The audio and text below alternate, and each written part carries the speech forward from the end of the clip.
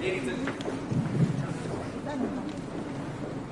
and gentlemen, brothers and sisters and friends, I greet you with the Islamic greetings of peace.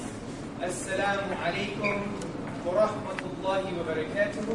May the peace and blessings of God be upon you all. There you go. I don't get a greeting back. Good. Ladies and gentlemen, it's a pleasure being here again. This is, I think, the second time I've been to Surrey University, the very international flavoured university, I have to add, which is very good, something you should be very proud of. I'm going to be talking about something very significant today. And what I'm going to be talking about is the fundamentals of Islam. Now, when I try and address this talk, I try and address it in the way of what does it mean to be a Muslim? And what does it mean to be a human being that has adopted Islam as his way of life, or her way of life? This is the fundamental question. And this is what fundamentals of Islam mean. We want to intrude into the mind of the Muslim. I want to know what a Muslim thinks. I want to know what he believes. I want to know what he feels. I want to swim and immerse myself in his soul. Yeah? I want to taste something of what it means to be a Muslim. This is what I think means the fundamentals of Islam, the fundamentals of Christianity, the fundamentals of anything, any ism and schism, okay? Because as human beings, how do we connect with one another? The way we connect with one another is by coming from nothing. What does coming from nothing mean? Now I'm not talking about physics. What I'm talking about is human relationships. And coming from nothing means following one of the oldest proverbs in the Chinese culture, which is emptying your teacup. Because if you already have tea, English tea, you never know, and you'll never be able to taste what Pakistani tea tastes like.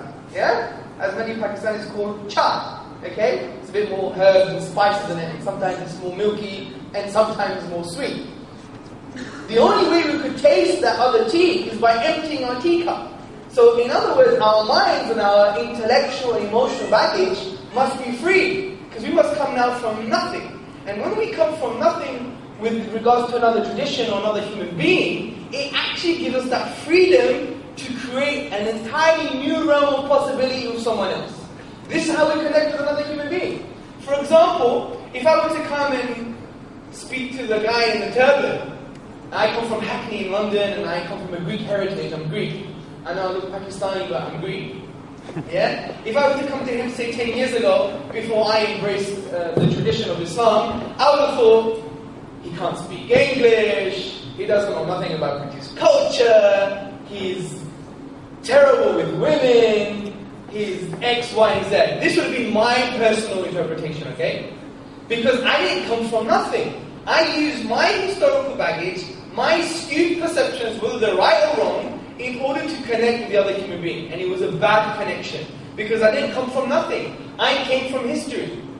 So, what I mean by coming from nothing in this context is allowing us to free our minds from historical links and connotations, whether that means Sky News or BBC, or that means anything else, in order for us to be able to connect positively that way. Okay? So, how do we understand the Muslim mindset? Well, essentially, we could summarize the Muslim mindset, or the Islamic mindset, in the following way. Listen to the logic. 1, God is all-knowing, all-wise. 2, human beings are not. 3, therefore, and this is the logical conclusion the Muslim will make, therefore, human beings should follow what God has said. Now, there's some very daring assumptions behind this. Extremely daring. And the daring assumptions are that actually God does exist and that He has said something. Now, this is not going to be a philosophy lecture. Rather, I'm just going to swim briefly into the ocean of Islamic philosophy and thought in order for you to take a little taste on what it means to be a Muslim. So, the Muslim will then try and look at reality to see if these things are true. So, when we look at reality, which I call the whole and the sum of the universe, the Muslim will come to certain conclusions. Because the Quran, which I'm going to come to later, is actually a very intrusive book that asks you very profound questions. Like, look at the universe, have you not seen creation, etc. So when the Muslim, as a human being, reflects upon reality, some conclusions become very sound for him. for example, the existence of God. Now, if we take, for example, the universe, we know the universe could not have just simply come out of nothing. Okay? Because the philosophical principle in Eastern and Western tradition is that out of nothing, nothing comes. Even in physics, when we have the crazy world of quantum mechanics and quantum theory, we're now going towards a deterministic view on particle physics rather than indeterministic view. So things do obey natural law. Things just can't pop out into existence out of nothing. To follow such a thing will be absurd and will not allow us to interact with logic or science in an effective way. So the universe, this whole cosmos, could not have just come out of nothing. Okay? And significantly, the fine-tuning of this universe could not have been done in absence of a designer. And I'm not talking about creatures and evolution, that's another topic. I'm talking about the reason that we're here, that we're breathing, and that we're smiling, and that we're interacting with another, can only be possible if there was a fine-tuner behind this universe. Why am I saying this? I am saying this because our very existence, brothers, sisters, and friends, is on a knife edge. It's on a knife edge. Because this whole universe was based upon an initial conspiracy of values and constants. That without these fine-tuned values and constants, we would not be here today. Let me give you an example. Has everyone heard of the Big Bang? We haven't heard of the Big Bang. Good. It's not that thing that happens after too many curries, okay? Okay. My jokes are getting worse and worse. Maybe I should stop the jokes, okay? Okay, so the Big Bang Theory, for example, according to various cosmologists, was that this whole universe, okay, sprang into being from infinite density, zero volume. Well, in a more technical sense, at that point, the laws of nature, they break down, okay? And there's an example where you have a jar and another jar, and the universe, which is, this jar is empty, and then someone just fills it in, and there's no really good explanation. Anyway, the Big Bang has an expansion rate, okay? And this expansion rate, if it differed by way 1/quintillionth of a second, okay? 1/quintillionth of a second, which I believe is 1/18th of a second. If it differed, the universe would have recollapsed upon itself. Let me give you another thing just for you to be amused by. Now, according to Paul Davies from Oxford University, the phase space of possible universes, in order for this universe to come into being, come into existence, is something of around 1/10 to the power of x. Now, what is x? X is 10 to the power of 123. So think about the number. 1/10 to the power of 1/10 to the power of 123. You may think that doesn't make sense. Let me give you what it really means in practical terms. It really means that if I was a dartsman, okay, and I'm holding a dart, I would have to hit the center of a proton. Does everyone know what a proton is? It's very, very small, okay? So I have to hit the center of a proton. Wait, if the whole universe was my dartboard. So the Muslim, as a human being, as a thinking being, will come to the conclusion and say, well, there's 3 possible explanations for this. 3 possible explanations. 1, it's just natural law. It just happens to be there. 2, chance. Or 3, design. Well, when we look at these options, I think the most rational conclusion that it was design. The reason I'm saying this is because saying it's natural law means it's just there and that's it. And it would have us to believe that a universe not fit for life could never exist in the first place. But that's impossible, specifically mathematically. Significantly, it would mean that from this fine-tuning, we shouldn't be asking any questions. But since we're asking questions, then it can't be just there, that's it. So therefore we go to chance. Can it be chance?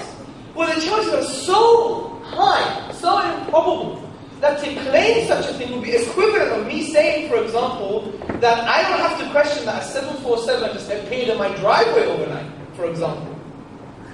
Now someone may say, well, it could still be chance. But there's a problem here. This means that we can't have a conversation anymore as human beings. Because I could say, you know what? I really believe that my mother is not my mother. She's actually a grey rhino that was born on Pluto and flew here on a giant feather. Now, the person will respond to me and say, well, Mr. Tzortzis, you are crazy. And I'll say, well, there's a chance. So the point is, there's a limit, and what the philosophers call epistemic probability. Something that mind can actually agree with. And these probabilities are things that the mind just cannot have an agreement with. It's in a battle with these numbers. So the best inference, the best explanation, is that there must have been a supernatural designer that designed the whole universe and brought it into existence. So, what follows from here? What does the Muslim say in his mind from this type of philosophy?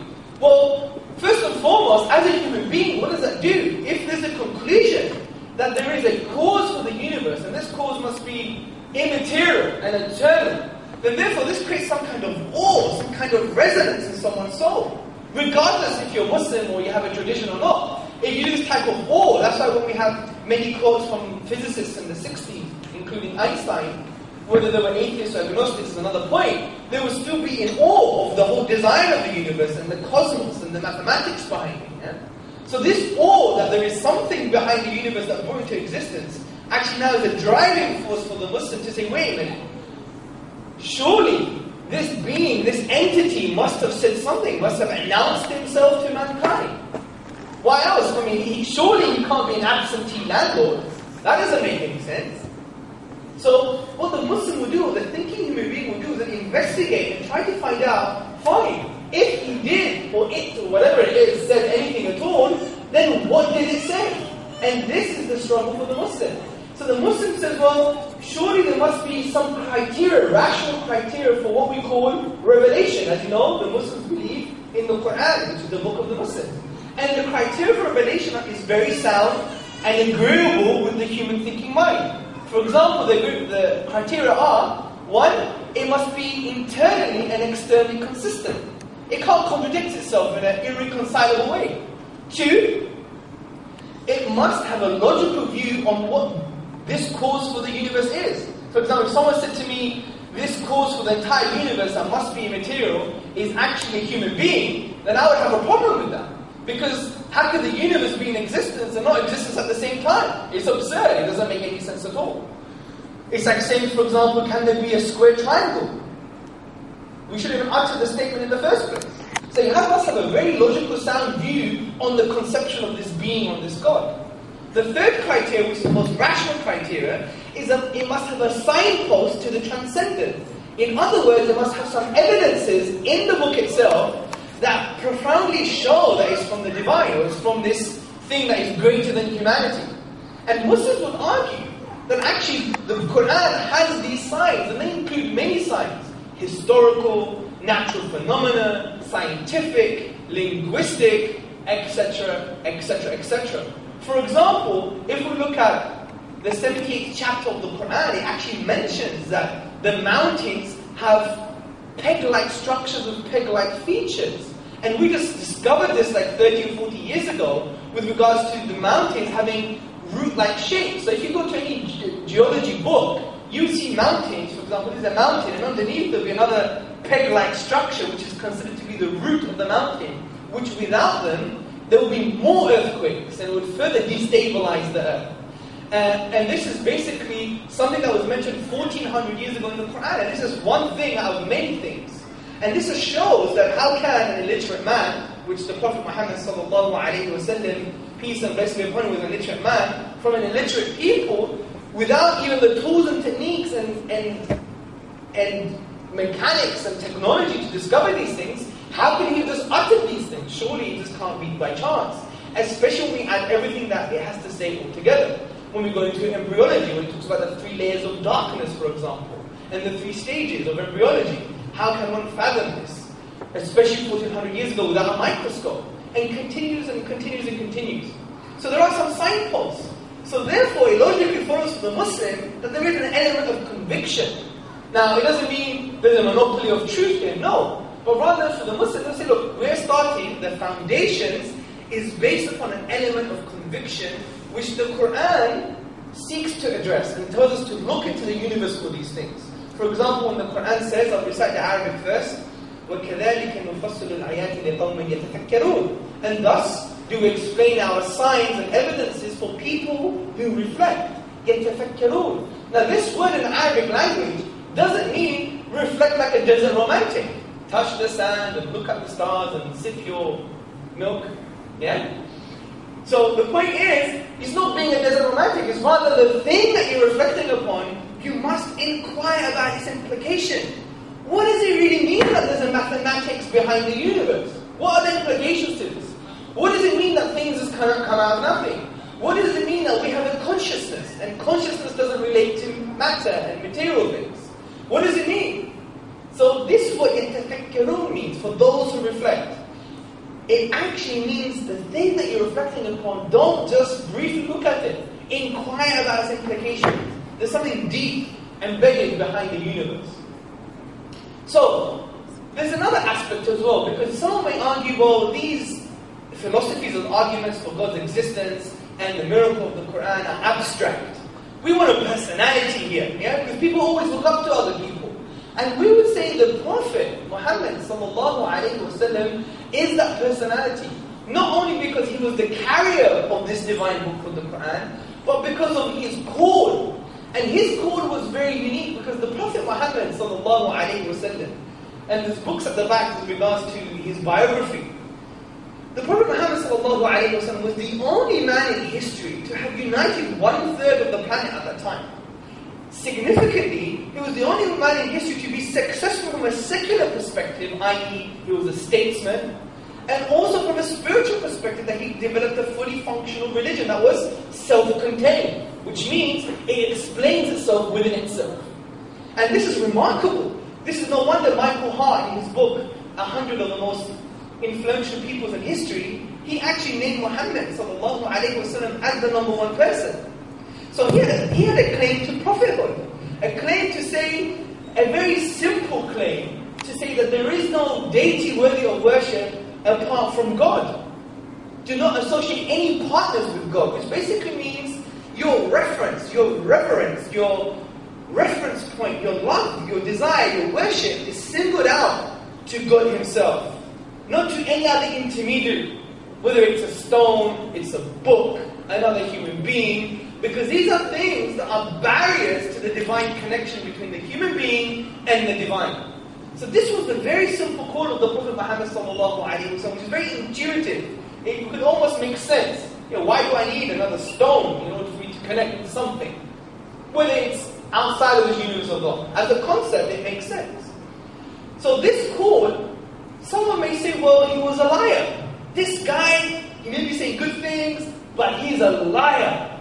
But the problem is, it's very hard for us to claim that the Prophet Muhammad, peace and blessings be upon him, was a liar. Because when someone lies, they lie for material gain, or they lie for an agenda.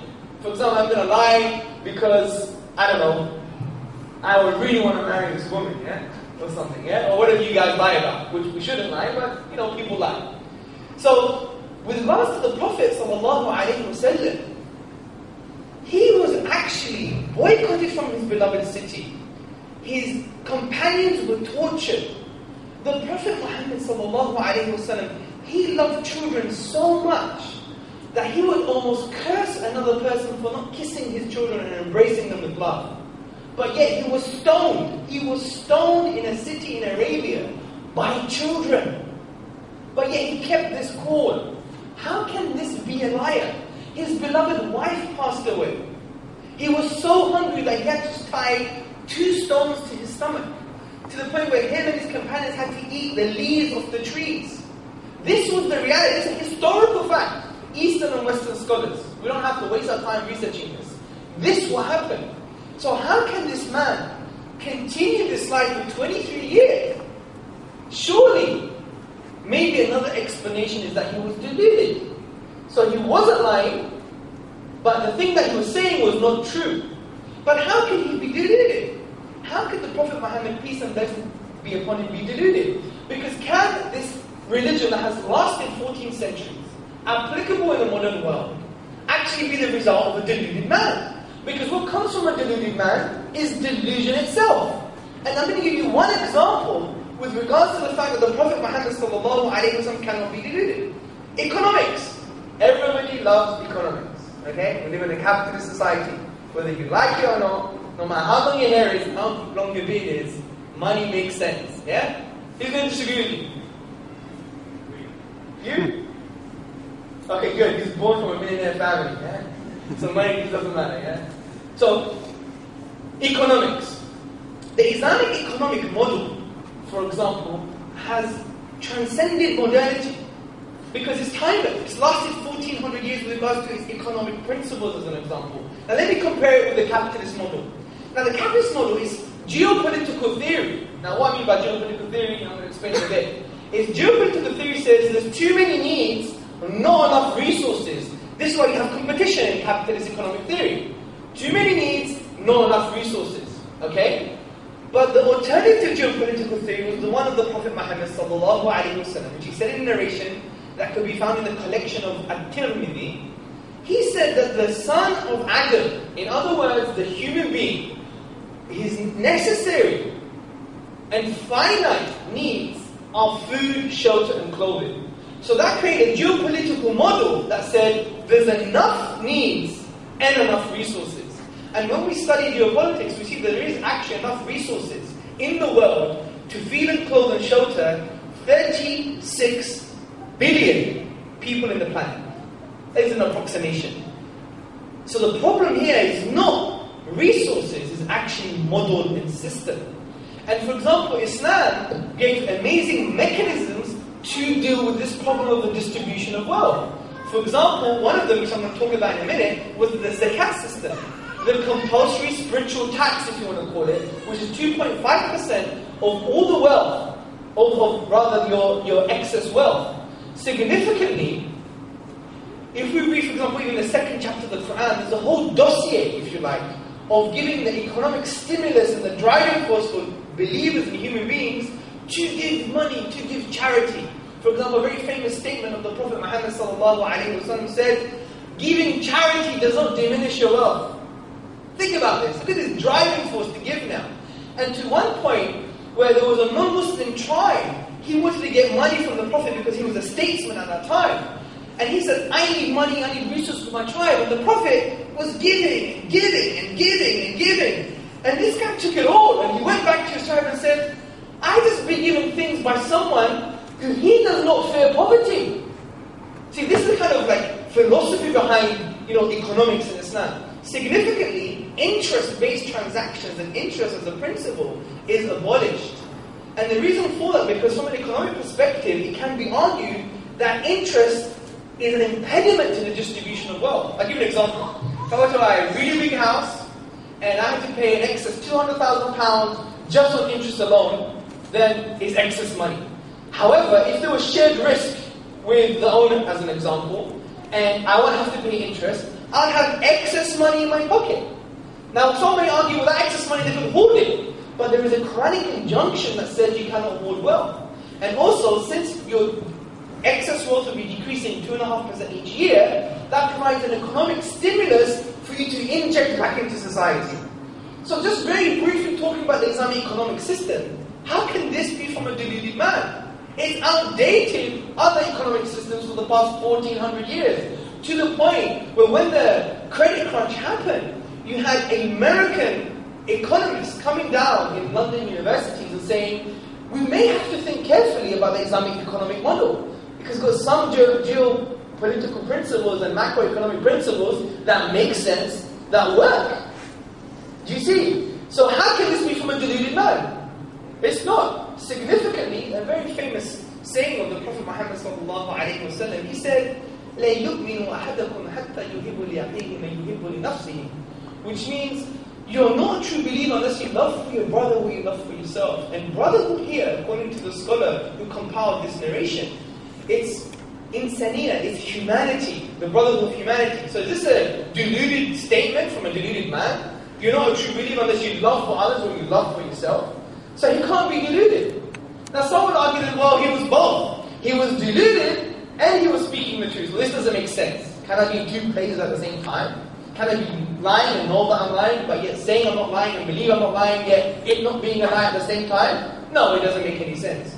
So for the Muslim, the personality of the Prophet Muhammad sallallahu alaihi wasallam is part of the argument, is part of the internal mechanism of his being and his mind. That this human being was actually speaking the truth, because we've deduced he could not be lying, he could not be deluded, he could not be both, then the best explanation is that he was speaking the truth. Now, in a very brief summary, I have given you the intellectual foundations for the Islamic worldview. The intellectual foundations for Islamic worldview. Now, what do Muslims believe? Well, since we've given the basis for the logic I said in the beginning. 1, God is all-knowing, all-wise. 2, human beings are not. 3, therefore human beings should follow what God said. Since we've given the intellectual foundations and basis for this, now these are some of the beliefs of the Muslim. The Muslim has to believe in Allah subhanahu wa ta'ala. Allah meaning God. Okay, this is the name for God, as the sister said in the beginning. It doesn't have any plural and it has no gender. The name for God. And the very basic essence of God is described in the 112th chapter of the Quran in a very profound way. قُلْ هُوَ اللَّهُ أَحَدٌ اللَّهُ الصَّمَدُ لَمْ يَلِدْ وَلَمْ يُولَدْ وَلَمْ يَكُنْ لَهُ كُفُوًا أَحَدٌ. Say, He is God, the one unique, the eternal, the self-sufficient. He begets not, nor was He begotten, and there is nothing comparable to Him. He is transcendental. This is why Islam has a very anti-anthropomorphic view on God. How can God share any qualities with human beings? He is transcendent, logically and theologically. So, this is who we believe in, God. We believe in His messengers. And we believe the Prophet Muhammad ﷺ was the seal of all prophets. He was the seal of all the messengers. And we believe in the messenger Jesus, in Arabic Isa alayhi salam, peace be upon him. And did you know, Jesus is mentioned 25 times in the Quran. The Prophet Muhammad is only mentioned 4 times in the Quran. Jesus is mentioned with some amazing names, such as Ruh Allah, the Spirit of God, Kalamullah, the Word of God. So Jesus theologically, although we say that He was not divine, He was just a human being with a very unique message, we say that Jesus has a huge theological position in Islam. This is like the similarities here with regards to the Christian tradition, especially when we go into Christian history and we look into the early origins of Christian history. If we go to the Carpocratians, the Basilians, the Nazarenes, etc., before Nicaea, before all the priests came together and decided it will be in the Bible, there was actually early Christians who believed in this type of Jesus, that He wasn't divine, that He was just a man with a message. So some would argue that the Quranic narrative for Jesus is actually the early historical narrative for Jesus. But that's another discussion. So we believe in His messages, we believe in His books, meaning we believe in the Quran, and we have good evidence to do so, as I mentioned before. But it also means we believe in the Bible, and we believe in the Torah, and we believe in the Psalms, and we believe in all these traditions. But the only thing that we differ is that these traditions, with regards to the chain of authenticity, with regards to knowledge to this day, has been broken. Has been broken. For example, you go to any modern day Christian scholar, and he would see that there's approximately 11,000 versions of the New Testament from 200 years after BC to about the 19th century. And you still don't find any folio that actually 100% agrees with each other. So the Muslim would argue that there's a broken chain of authenticity here. But we still believe that these were revealed texts. So in Islam, a Muslim doesn't believe that he has a monopoly on truth. He doesn't. All he's saying is saying that we just have an unbroken chain of information. We don't say we have a monopoly. So you believe in the books. You believe in the angels. Angels being these creatures that have no will, they just submit fully to the will of God. And they act the will of Allah subhanahu wa ta'ala. Then you believe in the books, the angels. What else is there, Muslims? Or the hereafter, in the day of judgment. The day of judgment is such an awesome event where it says that human beings, they would stare in awe and fear. This tremendous event that would happen to actually account us. And this is excellent for moral philosophy. If anyone studies moral philosophy, they would see that, this is my opinion, that in the atheist moral philosophy worldview, although atheists are very moral people, I'm not saying that, there's a problem with moral driving force and motivation.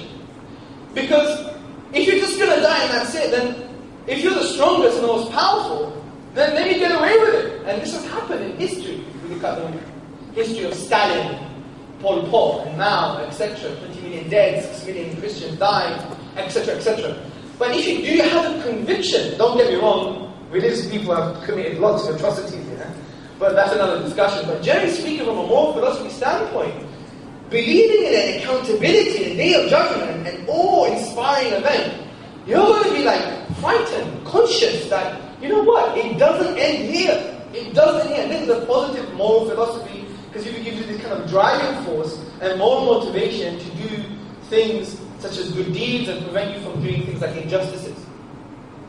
And then we believe in the qadr, we believe in the divine decree. And I think the best way to explain such a complex topic is in the following statement. If someone were to ask me, do I believe in destiny? I would reply, I believe that a man does what he can until his destiny is revealed. I think that's the best way to describe qadr, to describe destiny. Because for the Muslim, we believe there's two spheres of control. There's a sphere that you can control, and there's certain causes in this sphere. And these causes were created by God Himself. So the girl, I could take a knife, I can butcher someone, or I could cut a mango. Okay? So the cause was created by God, but I had a sphere of control here. Okay? So this is type of the philosophy that we discussed, that God knows everything, and yet our destiny is preordained.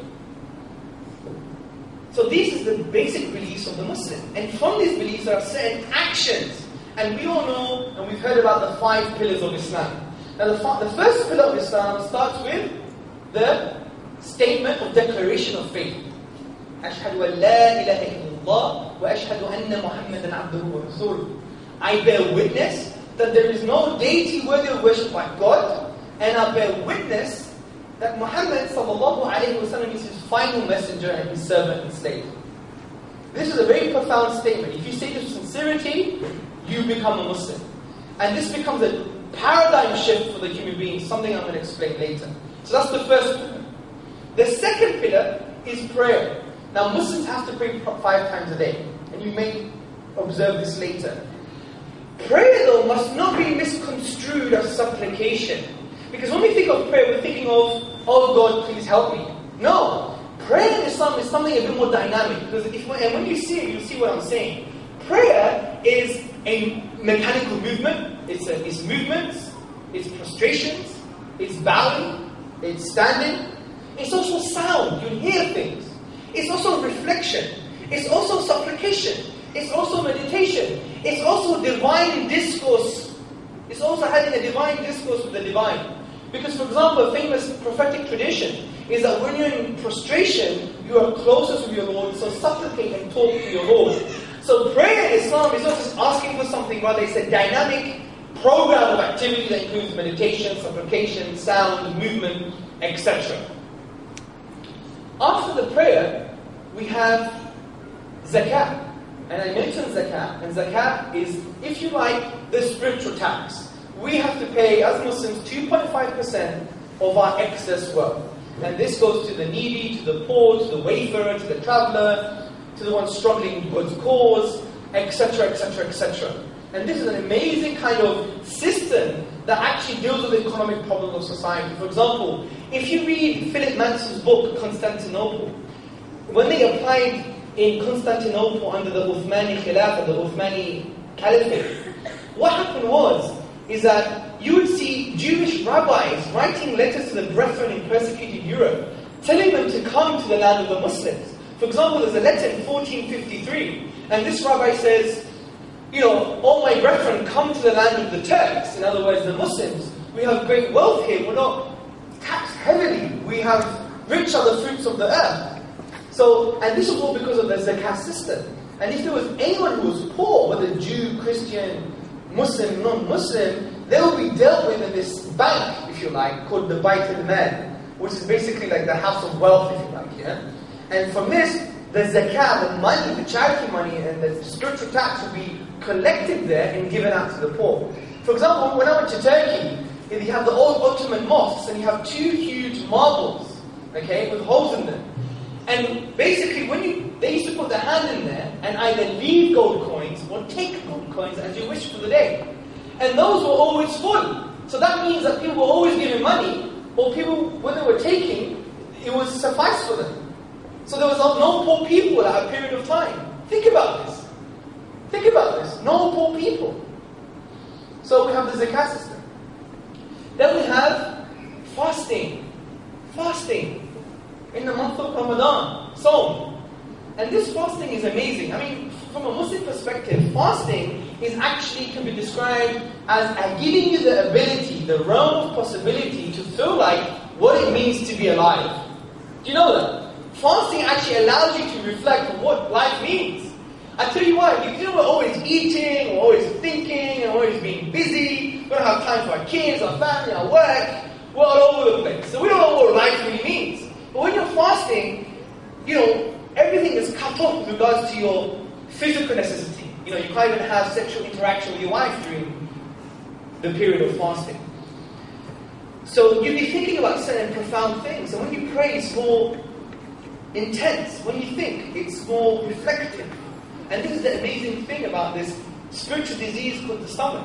You know, the Prophet Muhammad ﷺ said there's nothing more worse than you can feel than your stomach. Because if you think about it, try thinking after a big curry. You can't think. Imagine doing an essay after a curry. Yeah? Try playing football after a curry. Yeah? Try doing anything intellectual after a curry. Or try doing anything spiritual after a curry. Try and contemplate after a big huge curry. All you're going to do is sit down and just be sloth. Yeah? Yeah? Do you see my point? So it has a valid point here. So fasting in the month of Ramadan, which its main objective is to create God consciousness within the human being. Because in the Quran it says, لَعَلَّكُمْ تَتَّقُونَ, in order for you to attain righteousness, you to attain God consciousness. And in this month you do it with excess prayers, with more reflection, with dhikr, which is the remembrance of God, and supplication and meditation and so forth. And the final pillar of Islam is actually the pilgrimage once in your lifetime, which is traveling to Hajj, traveling to Mecca, and fulfilling the rites of the major pilgrimage. And that is only if one can afford it in their lifetime. So these are the basic pillars of Islam. And now from these, there's other teachings that we follow too. Because the Quran and the Prophet's teachings tell us to do certain things in society. For example, what's quite unique about the Prophet Muhammad ﷺ's message is that 60% of his message is a social phenomenon. For example, in one prophetic tradition, the Prophet said, believe in God, feed the poor, and spread the peace. 0.666% of that is social. Because individuals believing in God, and the other one is feeding the poor, which is a social act, and spreading the peace, which is another social act. So a lot of the teachings of Islam are very socially based. They're very based around geopolitics, economics, society, and how to change and revive society. Significantly, the Prophet Muhammad ﷺ emphasized very seriously on neighborliness. Neighborliness. And what does it mean in neighbor in the Islamic sciences? According to the Prophet Muhammad ﷺ, it actually means 40 houses to your right, 40 houses to your left, and if you come from where I come from in London, it's 40 houses up and 40 houses down. Yeah? Because you live in a book estate. Yeah? So you have like a 4-dimensional social policy here. Yeah?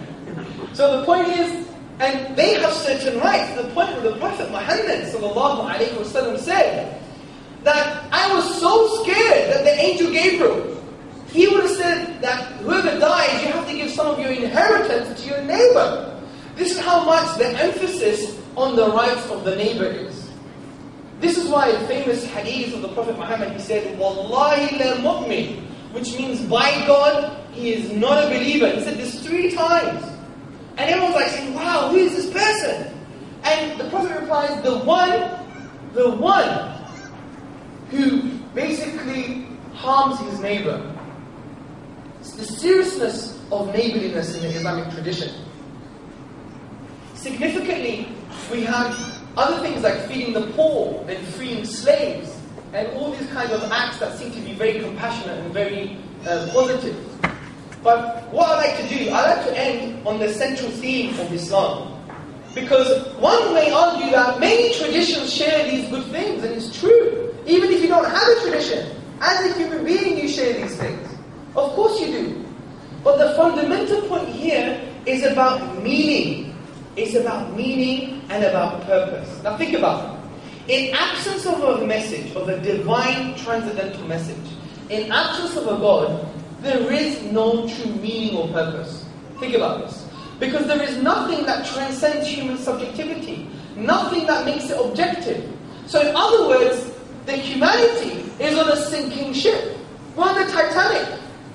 Because we're just going to die. And that's it. Humanity is going to fail. It's going to finish. Either we're going to kill ourselves because of nuclear armaments, or we're just going to die because, as the physicists tell us, that we're going to suffer a heat death. And the sun's going to burn out the earth one day. So if we don't move to if we don't move to Mars, we're in trouble soon. So we're on a sinking ship. So one would argue, what's the point of reshuffling the deck chairs, or shaking the hand of the gentleman, or giving the granny a glass of milk? What's the point? There's no deeper meaning. There's meaning, but no deeper meaning.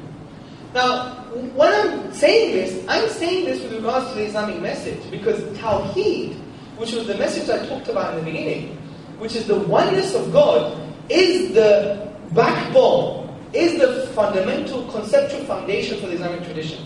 Which means your reverence, everything that you do is for the sake of God, not for the sake of the ego, not for the sake of pride or desire, or these things that are seen to be very ephemeral in the Islamic tradition. Things that are empty, it doesn't matter. It is material, it is molecules. Rather do it for God, so that transcends your ego. And this is a great spiritual struggle for the Muslim. And this concept of Tawheed is fundamental. And it actually creates a different worldview. Imagine having green glasses for all your life. And all of a sudden you put yellow glasses on. All you're going to see is yellow. It's going to be, wow, this is amazing. I can see yellow things. It's all different. I'm bored of green. Yeah? This is what Tawheed does for the believer. The oneness of God. Let me give you a practical example. In the oneness of God in the Islamic tradition, it means that there is no true power except the power of God. Think about this concept. There is no true power except the power of God. So this gives the human being a new realm of possibility to achieve what they can. If you want to be a mother, an engineer, and a doctor, and an activist, you can do so. You can't blame creation anymore. You can't blame the material world anymore, because if you believe the only true power and cause is God, then you cannot attribute power to creation. And after trying your best, if you did fail, then it's because of the will of God, because God uses creation and material things to manifest His mercy and His will. And if you fail, then it's still good, because our prophetic tradition tells us, ajaban meaning amazing, is the situation of the believer. When something good happens to him, he is thankful, and that's good for him. And if something bad happens to him, he is patient, and that's good for him too. So as you can see, following this type of philosophy doesn't give you this fearful reference to powerless things like material objects and human beings. Because you just set your goals straight high and saying, in reality, the only power is the power of God. So as you can see, Tawheed as a concept changes who you are and how you see things. And it should change who you are and how you see things, and how you can achieve things as a human being, adopting the Islamic worldview in the 21st century. So, let me summarize. We talked about the intellectual foundations of Islam. We talked about the philosophy of the teleological argument. We talked about the design argument. We talked about the cosmology. We talked about the need for revelation, the criteria for revelation. We talked about how there's some rational signposts in the Quran that indicates from the divine. Then we talked about the truthfulness of the personality of the Prophet Muhammad sallallahu alaihi wasallam, that he couldn't be a liar, he couldn't be deluded, he couldn't be both, he must be speaking the truth. Then we spoke about the beliefs of Islam, beliefs in the angels, in God, in the books, in the messengers, in the Day of Judgment, in the hereafter, in the divine decree. Then we talked about the actions of the Muslims, the 5 pillars, the testimony of faith, the declaration of faith, the prayer, the fasting, the zakah, the charity, the hajj, the pilgrimage. Then we talked about other things like neighborliness, and most of the teachings of the Prophet Muhammad sallallahu alaihi wasallam being social in origin and in action and in practice. Then finally, we spoke about the concept of Tawheed, the oneness of God, and how it can apply in allowing us to free ourselves to achieve what we can as human beings, giving us this new realm of possibility to achieve what we can. Because in reality, there is no true power apart from the power of God. So, I've left it very well for 10 minutes for question and answers. Okay? So, I hope you enjoyed the presentation as much as I enjoyed it. Because to be honest, I don't do this for you, I do this for me. I always enjoy when I talk. That's the Greek in me, we just talk all the time. So, I think I give this opportunity to raise some questions. Maybe we can have a conversation. Because from conversation you have connection. And I think let the conversation begin. Does anyone have any questions?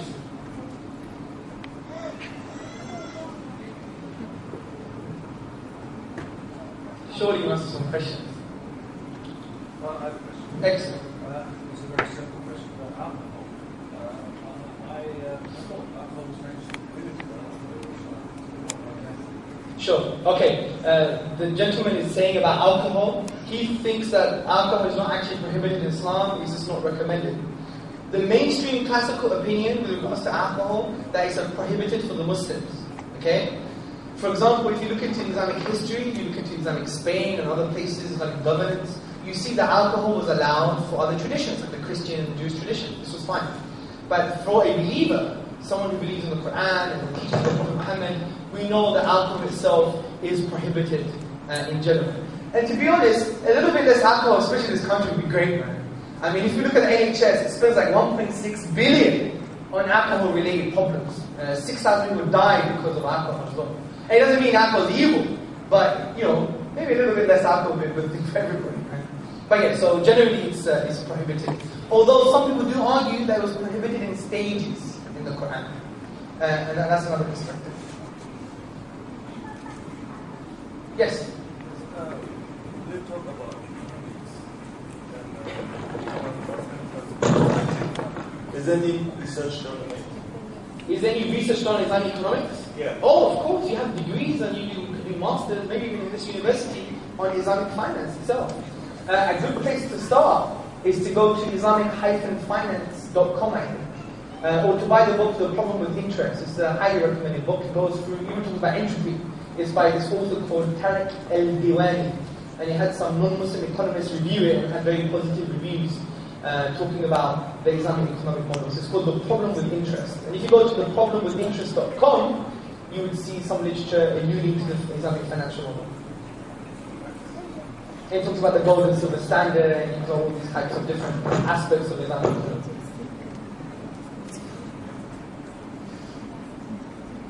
There's a question at the back.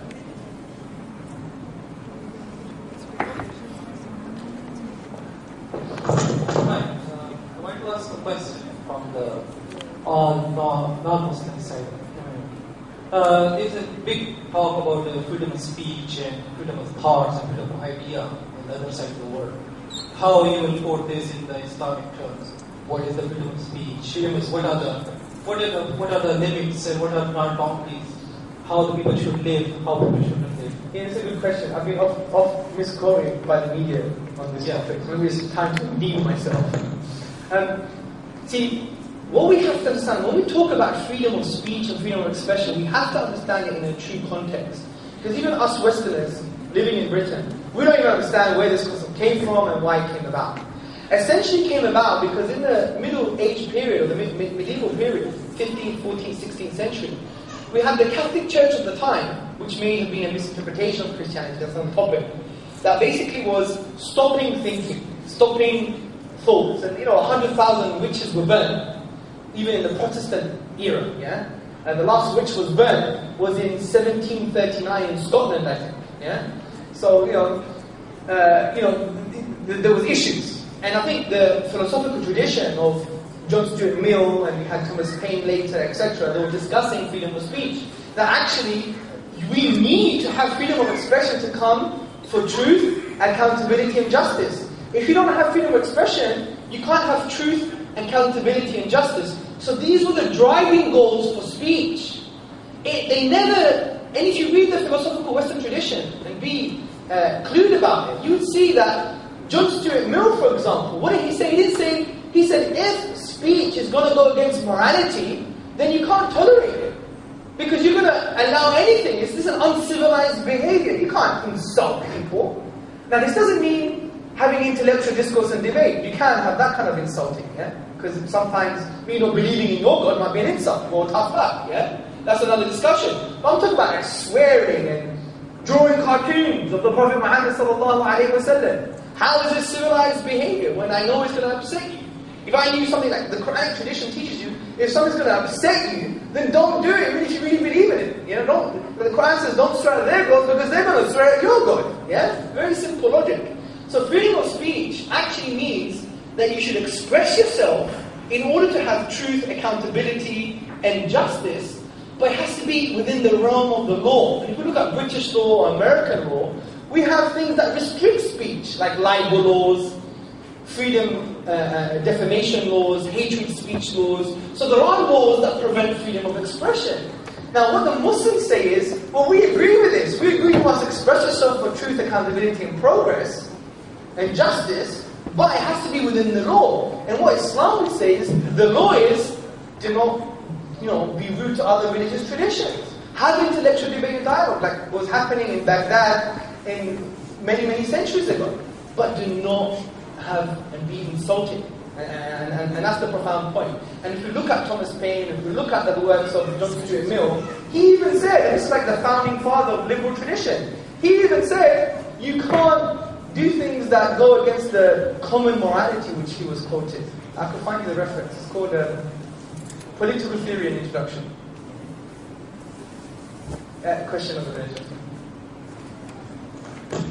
So I think, and essentially the point is, if we want to live in a civilized world, there has to be certain common boundaries that we're adhering to. Yes, sir? What are your thoughts on the equality of men? What are my thoughts of the equality of men and women? I think men and women should not be equal. Can you explain that? Yeah, I'm going to explain that. What I mean by that, I just said it just to create some blood, get us warmed up because everyone's really hungry, most of us. What I mean by this is this. In the Islamic tradition, we believe that men and women are intellectually and spiritually equal. That's without a doubt.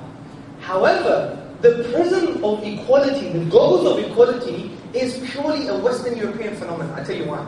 Because it was women who were very oppressed in the European age. They couldn't vote, they couldn't have any inheritance. Even in the 70s, you needed your husband to sign the paper for you to have a house as a woman. 73, I think, or 79. So there was problems. There was all these oppressive type of laws for women. Something that in the Islamic tradition, Muslims never had. We just never had that historical baggage. So we never developed a theory of equality. We developed a theory of rights and responsibilities. Because as a woman, if you read feminist literature, read Diana E. Russell, Marian Friedman, read feminists, and they would say, why on earth should man be the yardstick? That's an old, outdated feminist cliche. Remember, the feminists are like, we gotta be like men. No, be like a woman, whatever that means. Be like a human being. So the yardstick should not be the man. In the Islamic tradition, the yardstick is the divine call. So for the man, he has certain roles and responsibilities. For the woman, she has certain roles and responsibilities. And they mesh together very uniquely. I advise everyone to read, who's read The Surrendered Wife? It's not written by a Muslim, it's written by a non-Muslim intellectual lady. Read that book, The Surrendered Wife. Amazing, yeah? But actually, what does it teach us? It teaches us from experience that we need roles and responsibilities to have a cohesive society. And that's it. So there is equality in the intellectual and spiritual, but just the way we live our lives, we have roles and responsibilities. The reference point being the divine call and not being some man, yeah? So I think that's an important point to take forward.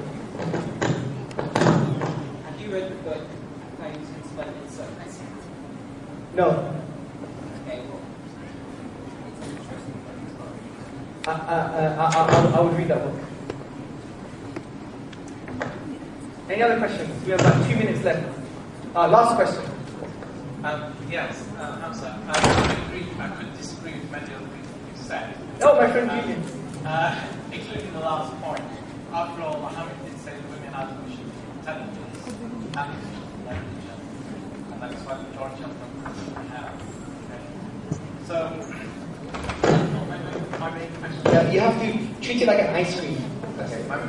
My main question would be on the subject of our relationship with God. For Christians, the main problem with humanity is not an economic problem. It's not necessarily a social political problem. The main problem is the problem of our relationship with God. Christianity teaches that God loves us, He wants to have a relationship with us, but there is a big problem, the problem of our human nature. We are impure. God is absolutely good, absolutely pure, morally, is holy. We are not. Sure. And this barrier of what the Bible calls sin has to be dealt with in some way, which should be made acceptable to God in order to have a relationship with Him. Now, it seems to me that Islam does not have an answer to this problem. What's the question? My question would be, can you explain to me what is the Islamic answer, the Muslim answer to this problem of the barrier of the sin between us and God? Okay, that's an interesting point. I think that shows the differences and similarities between traditions. Now, the main difference is that in the Islamic tradition, when we see the birth of a child, we don't see the birth of someone who's got sin, someone who's impure. We actually see someone who's free, someone who's unblemished, someone who has a fitrah. In Islam, we have this thing called the innate nature, which is fitrah, which comes from the root word fatara, fatarahun, which means He created it. So God created within human beings something pure, angelic, and then we corrupt it. Yeah? After it just goes all wrong. Yeah? So the point is, but we start from a basis of purity, of almost divine kind of expression. Yeah? Whereas in the Christian tradition, you're born and you're in sin. This is why the Catholic Church only recently they had to say that, you know what, this limbo, if you're not baptized, you're in this like between heaven and hell. Like this is something that is, in my opinion, unjust. So that's the difference. So we won't even agree with the first premise of the problem is sin. We would say the problem is actually not realizing what it means to be a human being. And what fundamentally it means to be a human being is actually to have certain core instincts. And one of those core instincts is the reverence and sanctification of God.